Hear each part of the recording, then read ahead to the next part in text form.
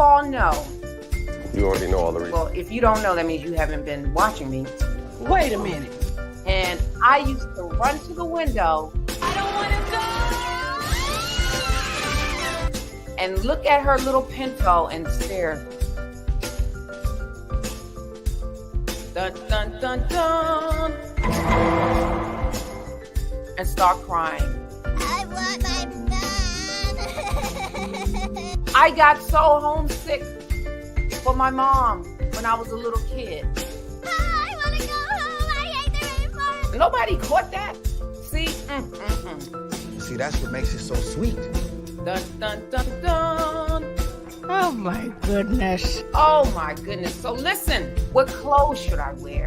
What socks should I wear?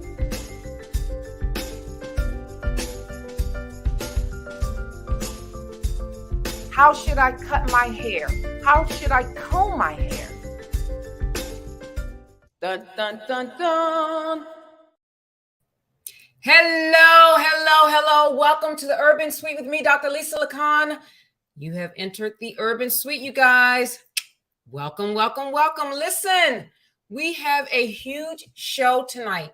And because of that, I need you to like, I need you to share, and I need you to subscribe. Listen, tonight we're talking about delusions. And we're going to have a series about delusions. What are delusions? The different types of delusions. So we're going to get more into it after this message. Stay with us. We'll be right back.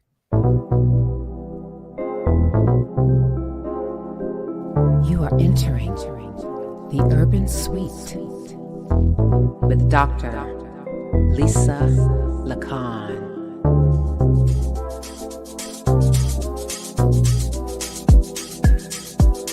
Let's talk about urban issues plaguing our community. That's good to hear. That's good to hear. Let's talk about mental health. All right, we are back and we are talking about delusions.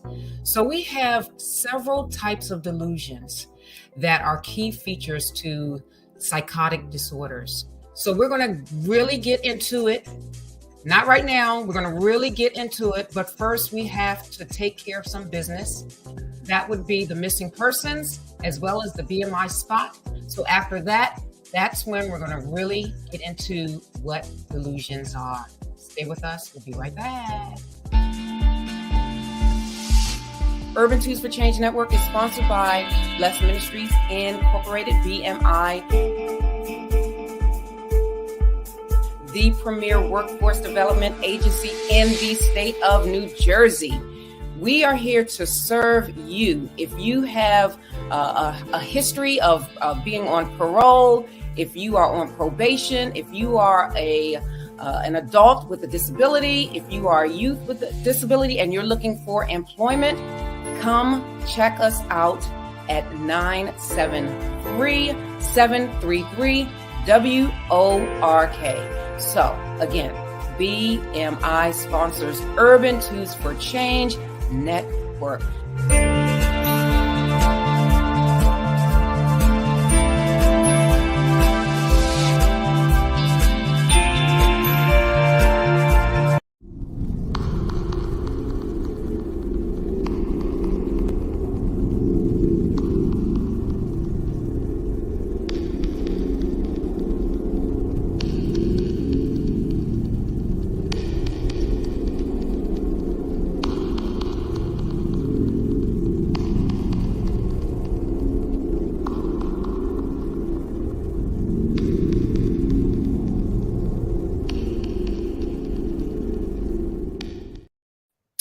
All right, so we are back, and we are back with our missing person segment.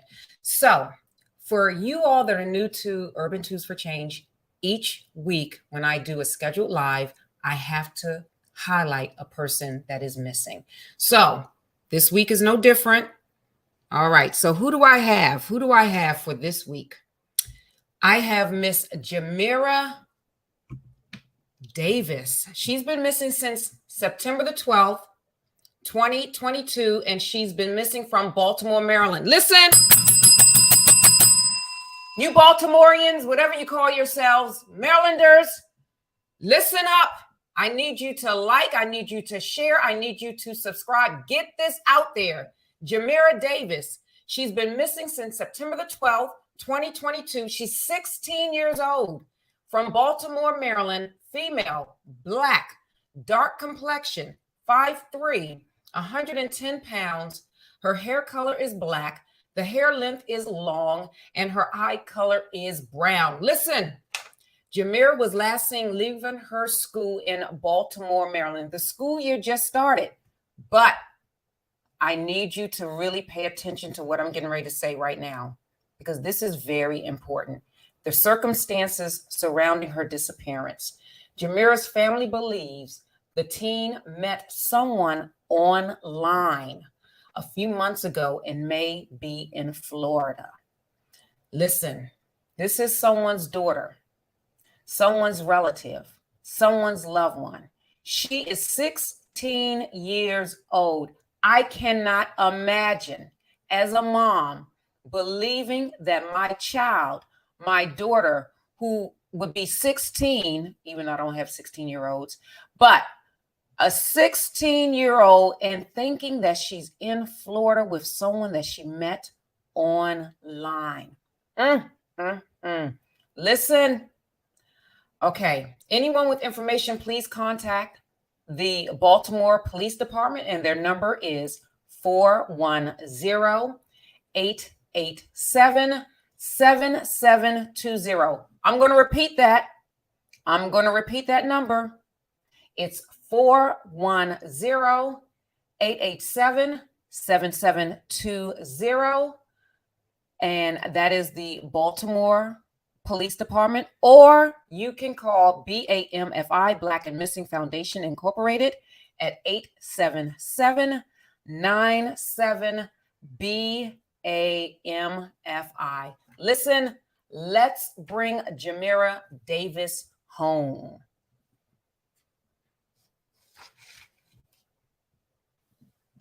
All right.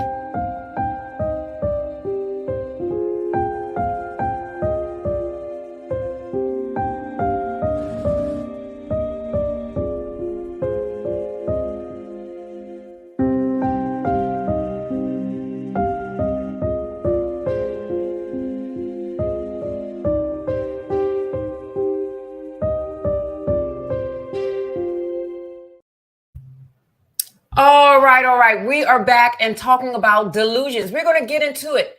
What is a delusion? So there are several types of delusions, but let's get into the definition of what a delusion is so you'll understand what a delusion is. So a delusion is a fixed belief. Listen to what I'm saying. It's a fixed belief that are not amenable to change in light of conflicting evidence. And this is according to DSM-5. So let's break this definition down. So it's one, a fixed belief. Now, what does that mean, a fixed belief? What is fixed? What does that mean when something is fixed? When something is fixed, that means it cannot easily be removed without some power, without some force. Like my teeth are fixed to my gums. And in order to remove my teeth or my gum from my gums, you have to use some type of force. So it's fixed. So this person, I'll say Diane, she believes what she wants to believe because it is fixed. And it's not amenable to change, meaning Diane is not open to changing her belief system. Okay? In light of conflicting evidence. So what is conflicting evidence? Conflicting evidence is having perhaps a couple of witnesses that are there that say, no, Diane, that's not happening. No, Diane, that did not happen. But because Diane has a fixed belief system, it's very hard for her to change her mind. And that's what it is. It's your mind. Now, oftentimes these psychotic disorders are due to what? It's due to your brain oftentimes being impaired. You have to really think. Your brain is a major organ, just like your heart, just like your skin, just like your lungs. And what can happen is your brain can malfunction. So you can carry these belief systems within yourself that you only believe that do not exist. Even if someone said, no, that is not true, that does not exist, Diane will still believe her belief system. So say, for instance, if Diane, and I'm going to talk about the 6 types of delusions: persecutory, referential, grandiose, we have erotomanic, nihilistic, and somatic. I'm going to talk about each one per week, but today I'm going to talk about bizarre delusions. What is a bizarre delusion? So let's take Diane. So Diane has these delusions, but then she may have a bizarre delusion. So these bizarre delusions are implausible beliefs which are not understandable to same culture peers. Why did I say same sex? What's on my mind? Anyway, understandable to same culture peers, and they do not derive from ordinary life experiences. And this is from DSM-5, okay? So say, for instance, remember the definition is a fixed belief. So a bizarre delusion is this. I'm Diane, okay? And I'm telling you a story about what happened to me last night. Diane would say, I'm lying in my bed and this man broke into my house.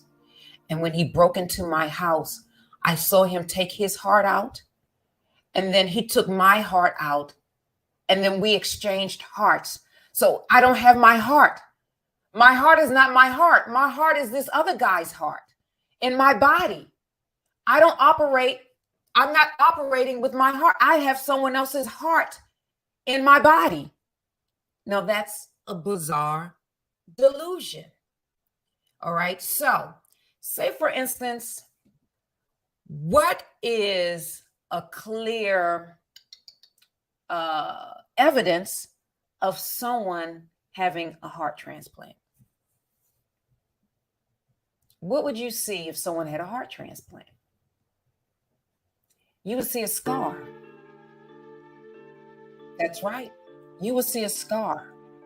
But on Diane, there is no scar at all. And you would try to rationalize with Diane to say, listen, Diane, what about the blood? If you all exchanged hearts, there's no blood.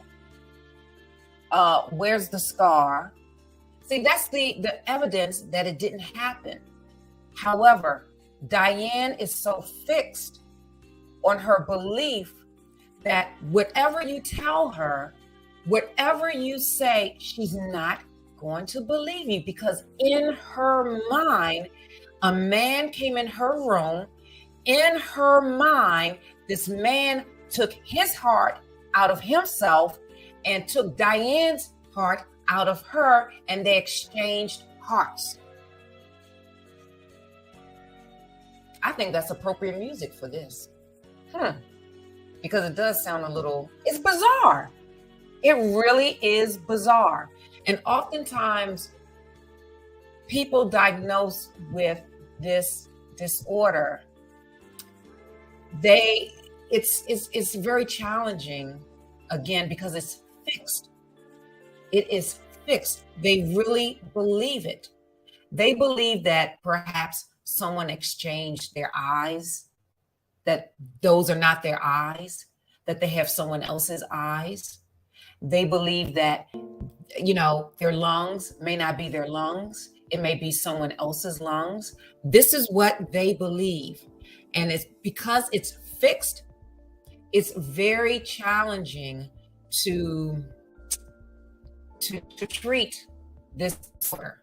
Now, you can treat it with antipsychotic medication, maybe some type of antidepressants or things of that nature, but you're not really touching upon what's happening organically in their brain.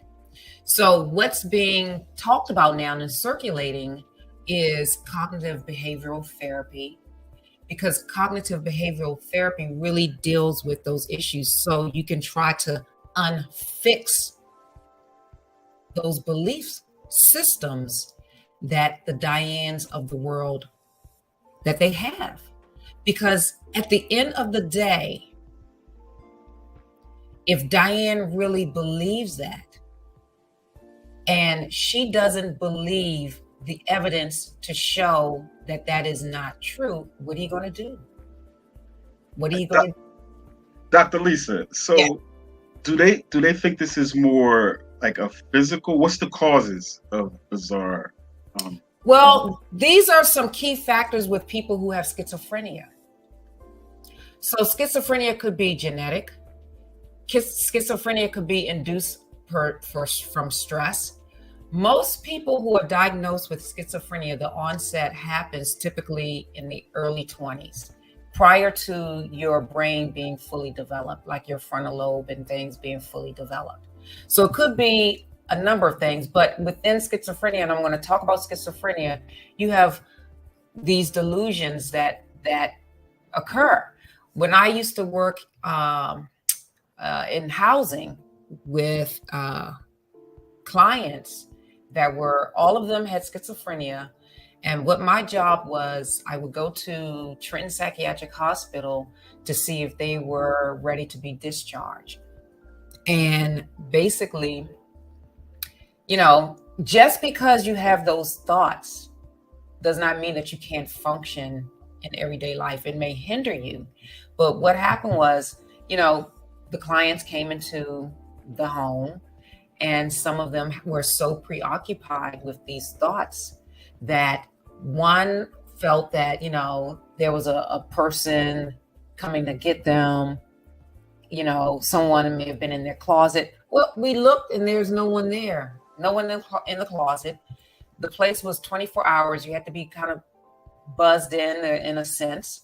So we knew that that person had these delusions because it sort of ties in with a person who has schizophrenia.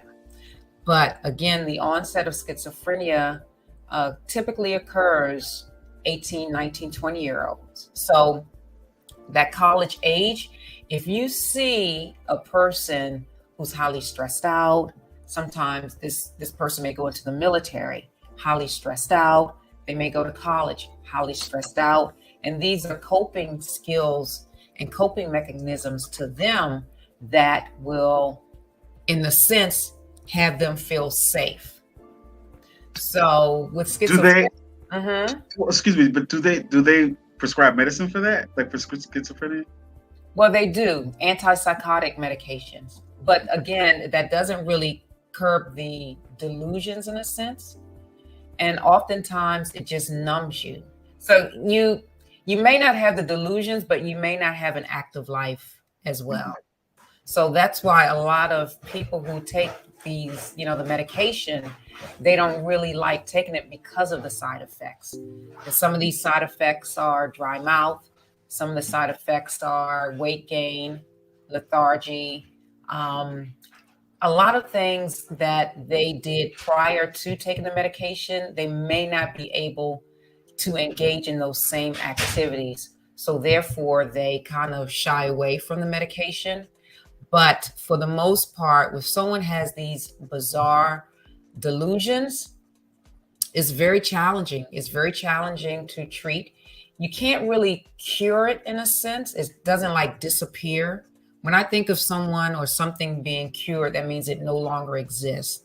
So the person may have to live with it and adjust to it, but it's still kind of there, but they're managing it somewhat better than prior to medication or therapy. But these delusions are very real, very real. We're going to talk about persecutory delusions. And basically, I'll just hit on that.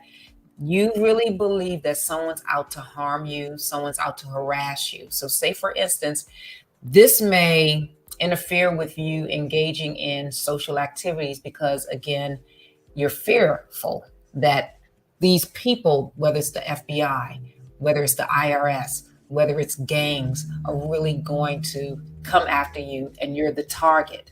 And in all of these delusions, you're sort of like the target of something. So with persecutory, you're a target of being harmed.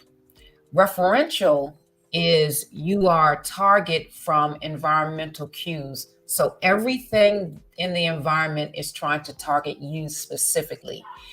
Your delusion may say, you may believe that everyone's looking at you, everyone's thinking about you, everyone's referencing you. That's what referential means, that you're being referenced. You are actually being referenced, but in fact, you are not. In fact, the person may not even be thinking about you at all. And then you have grandiose. Grandiose is when you have this delusion that you're very wealthy, that you're very famous, and that you hang around these circles and, you know, and everyone loves you and things of that nature. And then erotomanic is you romantically fantasize about someone and you may think that that person is your husband, your spouse, and all of that stuff. Nihilistic is basically when you believe a catastrophic event wherever you go is going to take place. So you may not like to travel. You may not like to catch the plane. You may not like to leave your house. And if you leave your house, you're thinking that a rocket is going to land on your house. So these are some of the things. And then somatic delusion is when you believe you're so focused on your health. You're so focused on your organs. Something's always wrong with you. Oh my gosh, my organ. And this one right here, the somatic, kind of bleeds into the bizarre, because the bizarre is really weird in a sense. You know, it's really weird where you really believe that your heart has been transferred into someone else and vice versa without any evidence. Anyone that went through a heart operation, you were at a hospital, you had doctors, you worked up to that routine, there's going to be a scar. This person, they believe that there's a scar. So they may even see a scar in their mind. Listen, the mind is a very powerful organ. It really is. Now, I know I in my mind, it's sort of like that song, My Mind Playing Tricks on Me.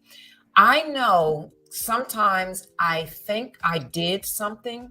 Like, say, for instance, I may think that I got my house keys, where in actuality, I did not pick up my house keys at all. But if someone said, Lisa, did you get the house keys? I would swear up and down that I grabbed those house keys, because in my mind, I grabbed the house keys. But guess where the house keys are? Still in the house. Now go into the idea though that about the same cultural peers in the sense of, like you're saying, somebody feel like their heart was transferred. Now say you might come from a culture that believes that though.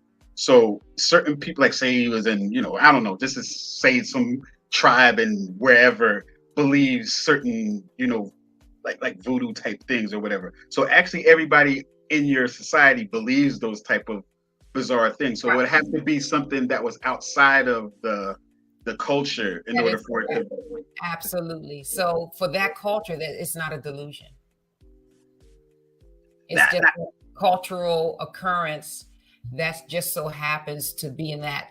Because who am I to tell those people in that culture that they have a disorder? Right. Like, who am I to say that you have a disorder? So yeah. Yep. And I guess it could even relate to stuff like when if people see aliens or whatever, right? Like if they see an alien, like it, then they say, no, the aliens came and they got me and they experimented on me and all of this stuff. Yep. I was in a relationship with the alien. He came to my house and he did, and I was taken up to the 5th level of the. So no, sir, that's what. Yeah. No one heard a spaceship. No one saw a spaceship. No one saw a light. There's no evidence that you were kidnapped by a spaceship. But when we were talking before, you also mentioned that bizarre delusions can affect other types of delusions. Like, for instance, like with the grandiose, for instance, I know like there might be people that believe they in a relationship with Brad Pitt or something like that, and they'll swear up and down they had dinner with Brad Pitt last night. So that's the bizarre delusion mixing in with that, or the erotomatic. Not necessarily bizarre. And the reason why it's not necessarily bizarre, because not that that person did have dinner with Brad Pitt, but it's not bizarre because that could happen. So this would be bizarre. They had dinner with Brad Pitt and he cut his head off and he put his head on the table and I kissed it. You know, that's bizarre because and the head was talking to me on the table. Okay. So it has to be something unrealistic almost. Like, absolutely. Yeah. Absolutely. It's yes. There's no scientific basis for it. There's nothing. So having dinner with Brad Pitt, that's possible, but it doesn't go into the category of bizarre unless they tell a story that Brad Pitt did all these things, cut his head off, cut his fingers off, and gave her some fingers, and then, you know, like that's bizarre. Okay. So yeah, it's very interesting because, you know, people ask me, okay, about, I have a PhD in psychiatric rehabilitation, and people ask me, well, what is psychiatric rehabilitation? And I say, in a nutshell, it is doing research and helping to treat the side effects of psychiatric disabilities. Now, Curtis, I'm going to ask you, what is a side effect of a psychiatric disability? Like not being able to work, maybe? That is correct. And that's my lane, unemployment. And employment, yes, absolutely. That is a side effect. Another side effect is housing. A lot of people with psychiatric disabilities don't have housing. So you may see someone that's homeless on the street talking to him or herself. You know, they look very disheveled. You know, they may be a person who, one, chooses not to go to the hospital, the psychiatric hospital, and will choose to stay on the street, because who's going to rent to a person who has these bizarre fixed beliefs? And then another side effect also is education. So if this happens prior to you and the onset of you going to college, 9 times out of 10, you may drop out and you may not finish your college education. So that's another side effect. Another side effect of psychiatric disability is health. So remember I mentioned about the medication. The medication is known for weight gain, other metabolic issues such as high blood pressure, diabetes, things of that nature. So with these medications that people take, oftentimes the side effect is very adverse to their physical well-being. I remember, did you see the Kanye West documentary? I saw a little bit of it actually, yeah.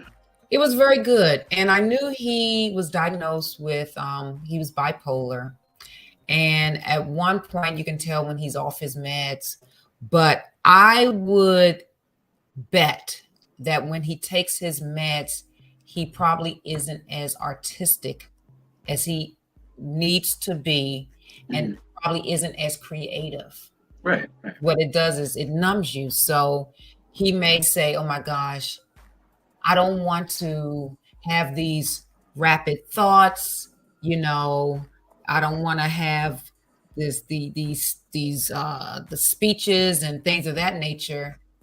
I don't want to have it, but then I want to be creative. I want to write my music. I want to sing my music. I don't want to gain weight, because he said he gained weight because of the medication. So that's when he's very coherent. That's when he's, but the side effect for him is weight gain. And not being as creative. So it's a trade-off. It's a trade-off, right? What's more important? Being at peace in your mind because you're sort of like lethargic, or not. It's like, yeah, that's hard. But and then for like the regular people though too, it becomes even more, sometimes even a little bit more drastic, because he's going to be well off regardless if he can create more stuff or not. But like the person on the street, they're making a decision between being able, like being lethargic and gaining weight, or having a house. I mean, or being able to live somewhere and have a job. Sometimes that trade-off is better. Exactly. Adaptation and all that. Exactly. So we're going to really get into all of those types of delusions, but I just wanted to set the foundation about the bizarre delusion and what the bizarre delusion, what that entails, because it's very fascinating, very fascinating. I think it was very fascinating working with the population of those that are, diagnosed with schizophrenia, going into the hospital. I remember I worked with Rutgers University, their internship program. So I took an intern to Trenton Psychiatric Hospital, and it frightened her. It frightened her. Now, it didn't frighten me because I was used to going there, but I could tell that they sensed that she was uncomfortable, because it really looked like this. I'm not lying. It looked like this. They were like, ugh. Like, who are you? Like, she was new. She looked like fresh meat, I guess. So it's really something to behold, but it's sort of sad, because people forget that your brain is a major organ. And I explain it to people, and I always tell them, listen, sometimes your heart doesn't malfunction as it should. Sometimes your lungs don't malfunction as they should. And sometimes your brain doesn't malfunction. So sometimes you have, issues with your brain, and the signals aren't there. And if they're not there, your brain is very powerful. So your brain is always active, unless you're like in a coma or something like that, and you're, brain dead, so to speak. But hearing my voice, seeing the color lipstick I have on, looking at my backdrop, your eyes is registering everything coming in, and then your brain is working within seconds, so you can see the color, so you can see and hear everything. It's amazing. Now, before we actually go out, you one thing that you always talk about a lot, and it relates to a lot of these subjects, is the topic of fear. And next month, as we know, we're getting into the fall now. So we're going to be coming up on what people refer to as spooky season and stuff like that. So I know you were going to be actually talking about fears a little bit. Could you explain that too? That's going to be coming up in the next month. So next month is October. Can you believe next month is the 10th of the year? I mean, this year went so fast. I was just in Hawaii bringing up the year. Right. Oh my gosh. And this is the 10th month. So, I wouldn't say celebrate, but we engage in the activity of Halloween and things of that nature. But when you really look at it, it really is to strike fear into people with the face mask and the things of that nature, the Halloween Eves or whatever they call it. And we think it's really cute and fun, but really underneath all of that, it's really instilling fear. It really is. And fear comes from different places. I talk about, the bear effect, beliefs expected as reality. Because again, remember, even with delusions, these are fixed beliefs. And then with fear, it's beliefs expecting as reality. So you have these expectations that you think will occur based on your belief system. And then what you do in essence is you retreat Because with fear, you have no power.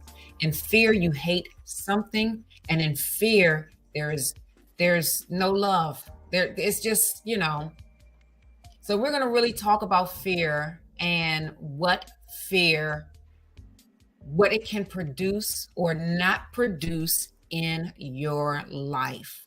Because if you have fear, like for me, I fear roller coasters. Mm-hmm. I'm not getting on a roller coaster.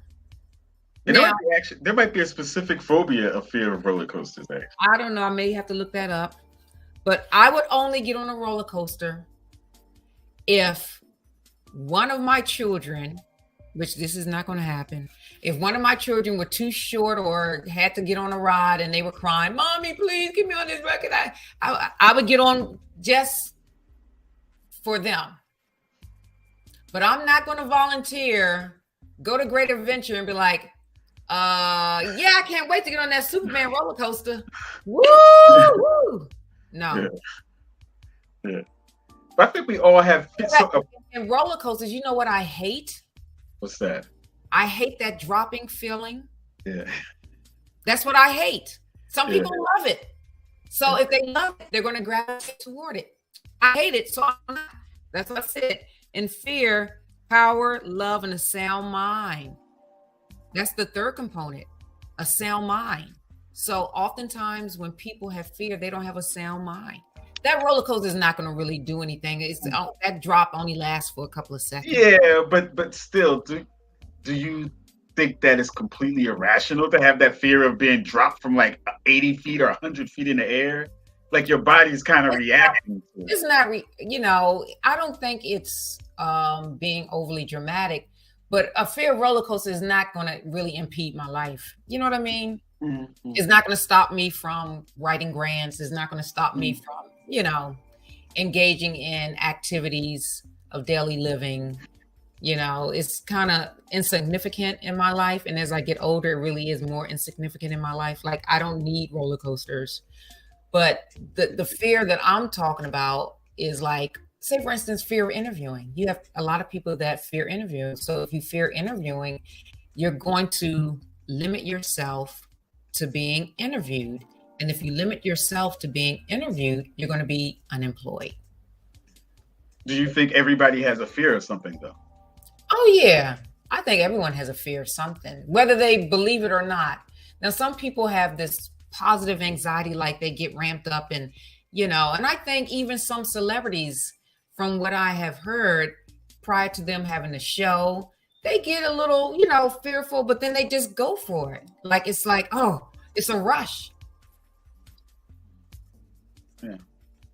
But even if somebody might be like afraid of, we have an answer. Oh, I don't even know how to pronounce that. Velociraptor is the fear of. I have that. I have velociraptor.